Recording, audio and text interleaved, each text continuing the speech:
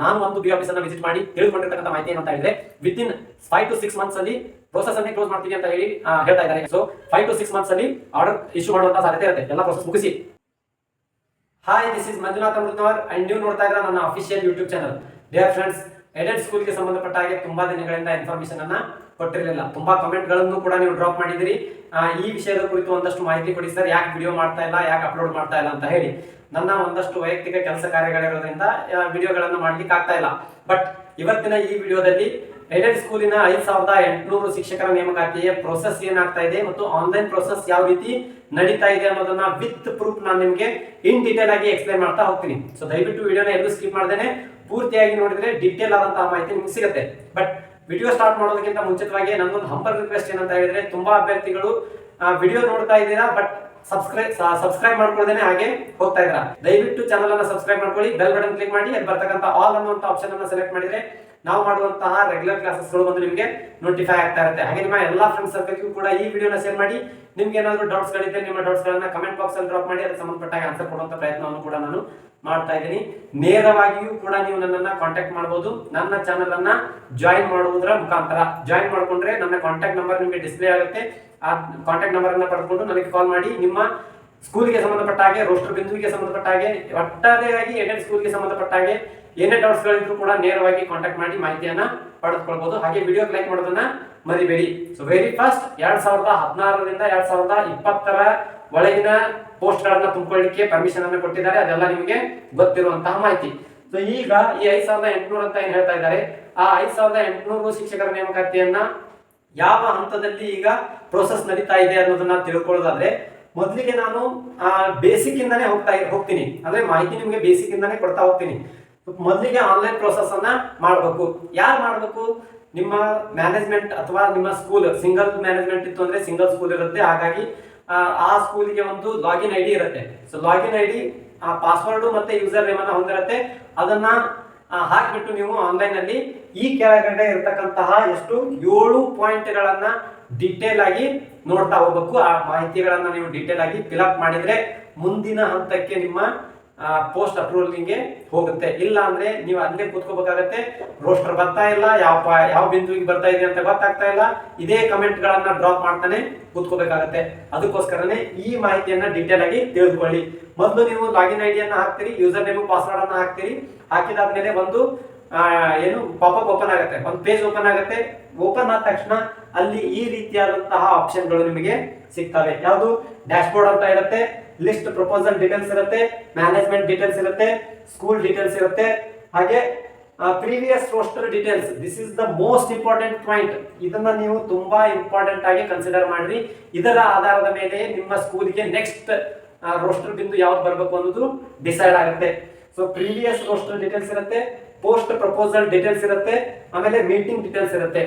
So ಇದೆಲ್ಲವನ್ನ one by one discuss ಮಾಡ್ತಾ ಬರೋದಾದ್ರೆ, ಡ್ಯಾಶ್ ಬೋರ್ಡ್ ಅಂತ ಹೇಳಿದ್ರೆ ಆ ಏನು ವೆಬ್ಸೈಟ್ ಓಪನ್ ಆಗುತ್ತಲ್ವಾ, ವೆಬ್ಸೈಟ್ ಓಪನ್ ಮಾಡಿದಾಗ ಯಾವ ಆಪ್ಷನ್ಗಳು ಇದಾವೆ ಅನ್ನೋದನ್ನ ಈ ಡ್ಯಾಶ್ ಬೋರ್ಡ್ ಅಲ್ಲಿ ನೀವು ನೋಡ್ಕೋಬಹುದು. ಅದರ ನೆಕ್ಸ್ಟ್ ಲಿಸ್ಟ್ ಪ್ರಪೋಸಲ್ ಡೀಟೇಲ್ಸ್ ಅಂತ ಹೇಳಿದ್ರೆ, ನೀವು ಪೋಸ್ಟಿಂಗ್ಸ್ ಯಾವ್ದಾವುದನ್ನ ಮಾಡ್ಕೊಳ್ತಾ ಇದ್ರಿ, ಯಾವ್ಯಾವ ಹುದ್ದೆಗಳು ಖಾಲಿ ಇದಾವೆ, ಆ ಖಾಲಿ ಇದ್ದ ಹುದ್ದೆಗಳಿಗೆ ಪ್ರಪೋಸಲ್ ಅನ್ನ ಕಳಿಸಬೇಕಾಗಿರುತ್ತಲ್ವ, ಅಂತಹ ಪ್ರಪೋಸಲ್ಗಳು ಎಷ್ಟಿದಾವೆ ಅನ್ನೋದನ್ನ ಈ ಡೀಟೇಲ್ಸ್ ಅಲ್ಲಿ ಸಿಗುತ್ತೆ. ಯಾವುದು? ಲಿಸ್ಟ್ ಪ್ರಪೋಸಲ್ ಡೀಟೇಲ್ಸ್ ಅನ್ನೋ ಆಪ್ಷನ್ ಅಲ್ಲಿ ಸಿಗುತ್ತೆ. ಇನ್ನ ಎಲ್ಲದಕ್ಕಿಂತ ಮುಖ್ಯವಾಗಿ ಮ್ಯಾನೇಜ್ಮೆಂಟ್ ಡೀಟೇಲ್ಸ್ ಅಂತ ಇದೆಯಲ್ವಾ, ಈ ಮ್ಯಾನೇಜ್ಮೆಂಟ್ ಡೀಟೇಲ್ಸ್ ಅಲ್ಲಿ ನಿಮ್ಮ ಸಂಸ್ಥೆ ಎಸ್ಟಾಬ್ಲಿಷ್ ಆಗಿದ್ರಿಂದ ಹಿಡ್ಕೊಂಡು ಇಲ್ಲಿಯವರೆಗೂ ಎಲ್ಲಾ ಡೀಟೇಲ್ಸ್ ಅನ್ನ ನೀವು ಮೆನ್ಷನ್ ಮಾಡಬೇಕು. RR ಅನ್ನ ಮೆನ್ಷನ್ ಮಾಡಬೇಕು. ಆಮೇಲೆ ಆಡಿಟ್ ರಿಪೋರ್ಟ್ ಅನ್ನ ಅದರಲ್ಲಿ ಅಪ್ಲೋಡ್ ಮಾಡಬೇಕು. ಮೀನ್ಸ್ ಅಪ್ಲೋಡ್ ಅಂದ್ರೇನು, ಎಲ್ಲಾ ಡೀಟೇಲ್ಸ್ ಅನ್ನ ಹಾಕಿ ಅದೊಂದು ಫೋಟೋ ಹೊಡೆದು ನೀವಲ್ಲಿ ಅಪ್ಲೋಡ್ ಮಾಡಿದ್ರೆ ಅದು ತಾನಾಗೆ ತೆಗೆದುಕೊಳ್ಳುತ್ತೆ. ಸೊ RR ಅನ್ನು ಕೂಡ ಫೋಟೋ ಹೊಡೆದು ಅಪ್ಲೋಡ್ ಮಾಡಬೇಕು. ಹಾಗೆ ಎಷ್ಟು ಜನ ಮೆಂಬರ್ಸ್ ಇದ್ದಾರೆ, ಇನ್ ಕೇಸ್ ಮೆಂಬರ್ಸ್ ಇದ್ದಂತವ್ರು ಯಾರಾದ್ರೂ ಚೇಂಜಸ್ ಆಗಿದಾರಾ, ಆಮೇಲೆ ಸಂಸ್ಥೆ ಹೆಸರು ಏನಾದ್ರೂ ಚೇಂಜಸ್ ಆಗಿದೆಯಾ, ಅದ್ರ ಜೊತೆಗೆ ಸಂಸ್ಥೆಗೆ ಏನಾದರೂ ಕೋರ್ಟಿನ ಕೇಸ್ಗಳಿದಾವ, ಈ ರೀತಿಯಾದಂತಹ ತುಂಬಾ ಮಾಹಿತಿಗಳು ಈ ಮ್ಯಾನೇಜ್ಮೆಂಟ್ ಡೀಟೇಲ್ಸ್ ಅಲ್ಲಿ ಬರುತ್ತೆ. ಆ ಎಲ್ಲಾ ಡೀಟೇಲ್ಸ್ ಅನ್ನ ನೀವು ಫಿಲ್ಅಪ್ ಮಾಡಿ ನೀಟಾಗಿ ಅಪ್ಲೋಡ್ ಮಾಡಿದ್ದೆ ಆದ್ರೆ ಮುಂದಿನ ಹಂತಕ್ಕೆ ಹೋಗುತ್ತೆ. ಮ್ಯಾನೇಜ್ಮೆಂಟ್ ಡೀಟೇಲ್ಸ್ ಆದ ತಕ್ಷಣ ಸ್ಕೂಲ್ ಡೀಟೇಲ್ಸ್ ಇರುತ್ತೆ.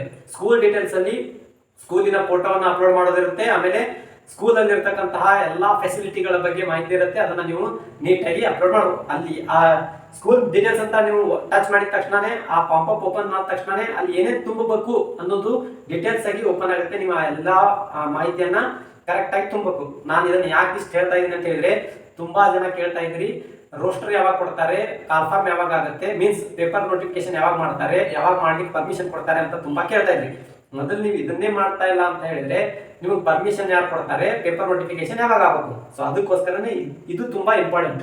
ಆಮೇಲೆ ಪ್ರೀವಿಯಸ್ ರೋಸ್ಟರ್ ಡೀಟೇಲ್ಸ್ ಇದಿದೆ ಅಲ್ವಾ, ಇದರ ಮೇಲೆ ನಿಮ್ಮ ಹುದ್ದೆ ಅಪ್ರೂವಲ್ ಆಗುತ್ತಾ ಆಗೋದಿಲ್ವಾ ಅನ್ನುವುದು ನಿರ್ಧಾರ ಆಗುವುದೇ 5ನೇ ಪಾಯಿಂಟಿನ ಆಧಾರದ ಮೇಲೆ. ಸರ್ ಯಾಕೆ ಹಿಂಗೆ ಹೇಳ್ತಾ ಇದ್ದೀರಾ, ಯಾಕಂತ ಹೇಳಿದ್ರೆ ಕಳೆದ ವರ್ಷದಲ್ಲಾಗಲಿ ಅಥವಾ ಕಳೆದ ಪೋಸ್ಟ್, ಈ ಹಿಂದೆ ಯಾವ ಪೋಸ್ಟ್ ತುಂಬಿಕೊಂಡಿದ್ದಾರಲ್ವಾ ಆ ಪೋಸ್ಟ್ ಯಾವ ಬಿಂದುವಿಗೆ ಅಥವಾ ಯಾವ ಕೆಟಗರಿಗೆ ತುಂಬಿಕೊಂಡಿದ್ದಾರೆ ಅನ್ನೋದು ತುಂಬಾ ಮ್ಯಾಟರ್ ಆಗುತ್ತೆ.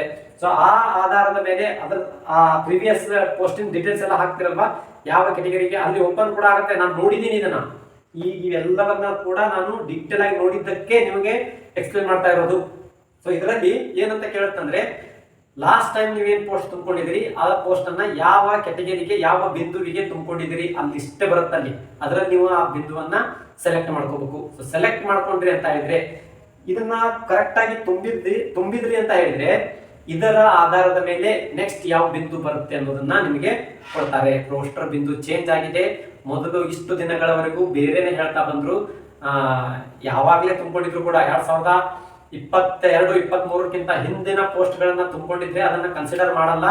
22, 23ರ ನಂತರದಲ್ಲಿ ತುಂಬಿಕೊಂಡಿದ್ರೆ ಅದನ್ನ ಎಲ್ಲಿ ಸ್ಟಾಪ್ ಆಗಿದ್ದಾರೆ ಅಲ್ಲಿಂದ ತುಂಬ್ಕೋಬೇಕು ಅಂತ ಹೇಳ್ತಾ ಇದ್ರು. ಬಟ್ ಹಿಂದೆ ತುಂಬಿಕೊಂಡಿದ್ರೆ ಒಂದೇ ಬಿಂದುವಿನಿಂದ ಬರ್ಬೇಕು ಅಂತ ಹೇಳ್ತಾ ಇದ್ರು. ಬಟ್ ಈಗ ಹಂಗಿಲ್ಲ, ಈಗ ಚೇಂಜ್ ಆಗಿದೆ. ರೋಸ್ಟರ್ ಬಿಂದುವನ್ನ ಚೇಂಜ್ ಮಾಡಿದ್ದಾರೆ. ಆಸ್ ಪರ್ ರೋಸ್ಟರ್ ಬಿಂದು ಎಲ್ಲಿ ಸ್ಟಾಪ್ ಆಗಿತ್ತು ಅದರ ನಂತರದಲ್ಲಿ ತುಂಬ್ಕೋಬೇಕು ಅಂತ ಹೇಳ್ತಾ ಇದ್ದಾರೆ. ಅದಕ್ಕೋಸ್ಕರನೇ ಹೇಳ್ತಾ ಇದ್ದೀನಿ, ರೋಸ್ಟರ್ ಬಿಂದುವಿನಲ್ಲಿ ನಿಮಗೆ ಏನಾದರೂ ಗೊಂದಲಗಳಿದ್ರೆ ನೀವು ನನ್ನನ್ನ ಡೈರೆಕ್ಟ್ ಆಗಿ ಕಾಂಟ್ಯಾಕ್ಟ್ ಮಾಡಿ ಮಾಹಿತಿಯನ್ನ ಪಡೆದುಕೊಳ್ಬಹುದು.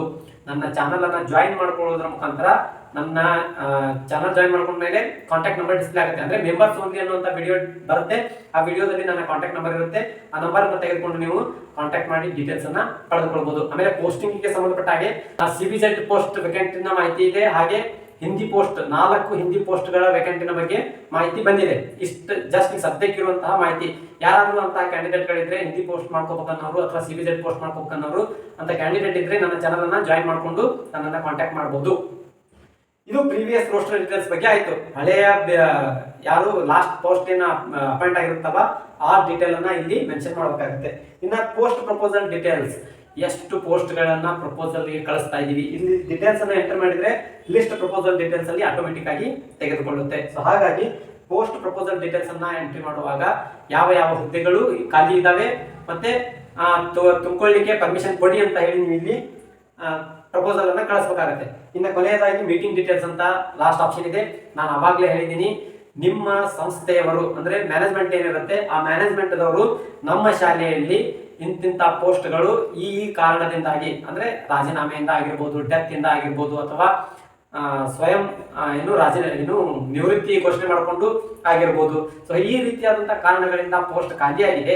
ಅದಕ್ಕೋಸ್ಕರ ಅಂತಹ ಪೋಸ್ಟ್ ಗಳನ್ನ ತುಂಬಿಕೊಳ್ಳಲಿಕ್ಕೆ ನಾವು ಈ ದಿನ ಇಂತಹ ಡೇಟಿಗೆ ಮೀಟಿಂಗ್ ಅನ್ನ ಮಾಡಿ ನಿರ್ಣಯವನ್ನ ಕೈಗೊಂಡಿದ್ದೇವೆ ಅಂತ ಹೇಳಿ ಮ್ಯಾನೇಜ್ಮೆಂಟ್ ದವರು ಒಂದು ಟರಾವನ್ನ ಬರೀಬೇಕು. ಇದನ್ನ ನಾನು ತುಂಬಾ ಸಾರಿ ಹೇಳಿದ್ದೀನಿ. ಆ ಟರಾವ್ ಬರೆದಿರತಕ್ಕಂಥದ್ದನ್ನ ಸೀಲು ಸಿಗ್ನೇಚರ್ ಸಮೇತ, ಸೆಕ್ರೆಟರಿಯ ಸೀಲು ಸಿಗ್ನೇಚರ್ ಸಮೇತ ಈ ಮೀಟಿಂಗ್ ಡೀಟೇಲ್ಸ್ ಅಲ್ಲಿ ಅಪ್ಲೋಡ್ ಮಾಡಬೇಕು. ಆ ಫೋಟೋವನ್ನ ಅಪ್ಲೋಡ್ ಮಾಡಬೇಕು. ಇಷ್ಟೆಲ್ಲ ಮಾಡಿದ ಮೇಲೆ ನಂತರದ ಆಪ್ಷನ್ ಹೋಗುತ್ತೆ. ತುಂಬಾ ಅಭ್ಯರ್ಥಿಗಳು ಕೇಳ್ತಾ ಇದ್ರಿ, ಸರ್ ಪೇಪರ್ ನೋಟಿಫಿಕೇಶನ್ ಯಾವಾಗ ಅಂತ. ಇದು ಮೊದಲು 5ನೇ ಪಾಯಿಂಟ್ ಇದೆ ಅಲ್ವಾ, ಈ 5ನೇ ಪಾಯಿಂಟ್ ಕರೆಕ್ಟ್ ಆಗಿ ಡಿ ಆಫೀಸ್ಗೆ ಹೋಗ್ಬೇಕು, ಕರೆಕ್ಟ್ ಆಗಿ DDP ಆಫೀಸ್ ಮುಟ್ಟಬೇಕು, ಕರೆಕ್ಟ್ ಆಗಿ ಕಮಿಷನರ್ ಆಫೀಸಿಗೆ ಮುಟ್ಟಬೇಕು. ಅಲ್ಲಿ ಮುಟ್ಟಿದಾದ್ಮೇಲೆ ನಂತರದಲ್ಲಿ ಹಂತ ಹಂತವಾಗಿ DDP ಆಫೀಸ್ಗೆ, BO ಆಫೀಸ್ಗೆ, ನಿಮ್ಮ ಸ್ಕೂಲಿಗೆ ಯಾವ ಬಿಂದುವನ್ನು ತುಂಬ್ಕೋಬೇಕು ಅನ್ನೋದನ್ನ ರಿಟರ್ನ್ ವಾಪಸ್ ಏನ್ ಮಾಡ್ತಾರೆ ಅವರು ಕಳಿಸ್ತಾರೆ. So it will take a lot of time. ಒಂದು 3-4 ತಿಂಗಳ ಸಮಯವನ್ನೇ ತೆಗೆದುಕೊಳ್ಳುತ್ತೆ. ಯಾಕೆ ಸರ್ ನಾವು ತುಂಬಿ ಕಳಿಸಿದೀವಲ್ಲ, ಈಗ ಒಂದೊಂದು ಮ್ಯಾನೇಜ್ಮೆಂಟ್ ದವ್ರು ಹೇಳ್ಬೋದು, ಸರ್ ಈ ಡೀಟೇಲ್ಸ್ ಅನ್ನು ನಾವು ಆಲ್ರೆಡಿ ತುಂಬಿ ಕಳಿಸಿದೀವಿ ಮತ್ತೆ ನಮ್ಗೆ ಯಾಕೆ ಕೊಡ್ತಾ ಇಲ್ಲ. ನೀವು ಒಬ್ಬರೇ ತುಂಬಿ ಕಳಿಸಿದ್ರೆ ಒಂದೇ ಸ್ಕೂಲ್ಗೆ ಕೊಡಕ್ಕೆ ಅದು ಹಾಗೆ ಬರಲ್ಲ. ಒಂದೇ ಸಾರಿಗೆ ನಿಮ್ಮ ಡಿಸ್ಟಿಕ್ ಅನ್ನ ಕನ್ಸಿಡರ್ ಮಾಡ್ತಾರೆ. ಡಿಸ್ಟಿಕ್ ಅಲ್ಲಿ ಎಂಟೈರ್ ಎಡೆಡ್ ಸ್ಕೂಲ್ಗಳು ಮಾಹಿತಿಯನ್ನ ಕಳಿಸ್ಬೇಕು. ನಾನು ನೋಡಿರುವ ಹಾಗೆ ತುಂಬಾ ಶಾಲೆಗಳು ಇನ್ನು ಲಾಗಿನ್ ಐಡಿಯನ್ನೇ ಮಾಡ್ಕೊಂಡಿಲ್ಲ. ನೆನಪಿರ್ಲಿ, ನಾವು ನೋಡಿದೀನಿ ಅಂತ ಸ್ಕೂಲ್ಗಳನ್ನ, ಅಂತ ಕ್ಯಾಂಡಿಡೇಟ್ ಕೂಡ ನನ್ನನ್ನು ಕಾಂಟ್ಯಾಕ್ಟ್ ಮಾಡಿದ್ದಾರೆ. ಅವರಿಗೆ ಇನ್ನೂ ಕೂಡ ಸ್ಕೂಲಿನ ಲಾಗಿನ್ ಐಡಿ ಮಾಡ್ಕೊಳಕ್ ಆಗಿಲ್ಲ, ಏನೇನೋ ಬೇರೆ ಬೇರೆ ಕಾರಣಗಳಿರ್ಬೋದು, ಅದೆಲ್ಲ ಬೇಡ. ಸೊ ಅಂತಹ ಪರಿಸ್ಥಿತಿ ಇರುವಾಗ ಎಲ್ಲಾ ಸ್ಕೂಲಿನವರು ಅಪ್ಲೋಡ್ ಮಾಡಿ ಕಳಿಸಿದ ಮೇಲೆನೆ ಪರ್ಮಿಷನ್ ಅನ್ನ ಕೊಡ್ತಾರೆ. ಇನ್ನ ನಾನು ಒಂದು ಬಿ ಆಫೀಸ್ ಅನ್ನ ವಿಸಿಟ್ ಮಾಡಿ ತಿಳಿದುಕೊಂಡಿರ್ತಕ್ಕಂಥ ಮಾಹಿತಿ ಏನು ಅಂತ ಹೇಳಿದ್ರೆ, ವಿತಿನ್ 5 to 6 months ಅಲ್ಲಿ ಪ್ರೋಸೆಸ್ ಅನ್ನೇ ಕ್ಲೋಸ್ ಮಾಡ್ತೀವಿ ಅಂತ ಹೇಳಿ ಹೇಳ್ತಾ ಇದ್ದಾರೆ. ಯಾಕಂದ್ರೆ DDP ಆಫೀಸ್ ಅಲ್ಲಿ ಮೀಟಿಂಗ್ ಕರೆದು ಎಲ್ಲಾ BU ಮೀಟಿಂಗ್ ಕರೆದು ಇದ್ರ ಬಗ್ಗೆ ಇನ್ಸ್ಟ್ರಕ್ಷನ್ ಕೊಟ್ಟಿದ್ದಾರೆ. ನಾನು BU ಆಫೀಸ್ಗೆ ವಿಸಿಟ್ ಮಾಡಿ ಮಾಹಿತಿ ಪಡೆದುಕೊಂಡೆ ನಿಮ್ ಜೊತೆ ಮಾತನಾಡ್ತಾ ಇದ್ದೀನಿ. ಸೊ 5 to 6 months ಅಲ್ಲಿ ಆರ್ಡರ್ ಇಶ್ಯೂ ಮಾಡುವಂತ ಸಾಧ್ಯತೆ ಇರುತ್ತೆ, ಎಲ್ಲಾ ಪ್ರೋಸೆಸ್ ಮುಗಿಸಿ. ಅದಕ್ಕೋಸ್ಕರನೇ ನನ್ನ ಹಂಬಲ್ ರಿಕ್ವೆಸ್ಟ್ ಏನಂತ ಹೇಳಿದ್ರೆ, ಯಾರೆಲ್ಲ ಜಾಯಿನ್ ಆಗಿದ್ದೀರಿ ಅವರು ಈ ಡೀಟೇಲ್ಸ್ ಪೂರ್ತಿಯಾಗಿ ಕಂಪ್ಲೀಟ್ ಆಗಿ ಮಾಡಿದಾರಾ ಇಲ್ವಾ ಅಂತ ಹೇಳಿ ಕೇಳಿ. ಮಾಡಿಲ್ಲ ಅಂತ ಹೇಳಿದ್ರೆ ಇಮಿಡಿಯೇಟ್ ಆಗಿ ಈ ಡೀಟೇಲ್ಸ್ ಅನ್ನ ಅಪ್ಲೋಡ್ ಮಾಡ್ಲಿಕ್ಕೆ ಅಪ್ರೋಚ್ ಮಾಡಿ. ಸೊ ಇದಷ್ಟು ಇವತ್ತಿನ ವಿಡಿಯೋ. ಇನ್ನ ಇದಕ್ಕಿಂತ ಹೆಚ್ಚಿನ ಮಾಹಿತಿ, ಈ ಎಲ್ಲಾ ವಿಷಯಗಳ ಕುರಿತು ಹೆಚ್ಚಿನ ಮಾಹಿತಿ ಬೇಕು ಅಂತ ಹೇಳಿದ್ರೆ ನಾನು ಅವಾಗಲೇ ಹೇಳಿದೆ, ಚಾನಲ್ ಅನ್ನ ಜಾಯಿನ್ ಮಾಡ್ಕೊಳ್ಳಿ. ಸಬ್ಸ್ಕ್ರೈಬ್ ಬೇರೆ, ಜಾಯಿನ್ ಬೇರೆ. ಆಮೇಲೆ ಚಾನಲ್ ಜಾಯಿನ್ ಮಾಡ್ಕೊಳ್ಳುವಂತ ಅಭ್ಯರ್ಥಿಗಳು ಒಳ್ಳೆ ಇಂಟೆನ್ಷನ್ ಇಟ್ಕೊಂಡು ಚಾನಲ್ ಅನ್ನ ಜಾಯಿನ್ ಆಗೋದಿದ್ರೆ ಆಗಿ, ನನ್ನ ಫೋರ್ಸ್ ಯಾವುದು ಇಲ್ಲ. ಸೊ ಹಾಗಾಗಿ ಚಾನಲ್ ಜಾಯಿನ್ ಆಗುವಂತ ಸಂದರ್ಭದಲ್ಲಿ ಒಳ್ಳೆ ಇಂಟೆನ್ಷನ್ ಇರಲಿ. ಯಾವುದೋ ಕೆಲಸಕ್ಕೆ ಅಷ್ಟು ದುಡ್ಡು ವೇಸ್ಟ್ ಮಾಡ್ತಾ ಇದ್ದೀರಾ. ಸೊ ಹಾಗಾಗಿ ಚಾನಲ್ ಅನ್ನು ಜಾಯಿನ್ ಮಾಡಿದ ತಕ್ಷಣನೇ ನಮ್ಗೆ ಅದು ಹೇಳಿ ಇದು ಹೇಳಿ ಹಂಗೆ ಹಿಂಗೆ ಅಂತ ಫ್ರಸ್ಟ್ರೇಷನ್ ಅನ್ನ ನನ್ನ ಮೇಲೆ ಹಾಕುವಾಗಿದ್ರೆ ದಯವಿಟ್ಟು ಚಾನಲ್ ಅನ್ನು ಜಾಯಿನ್ ಆಗಬೇಡಿ.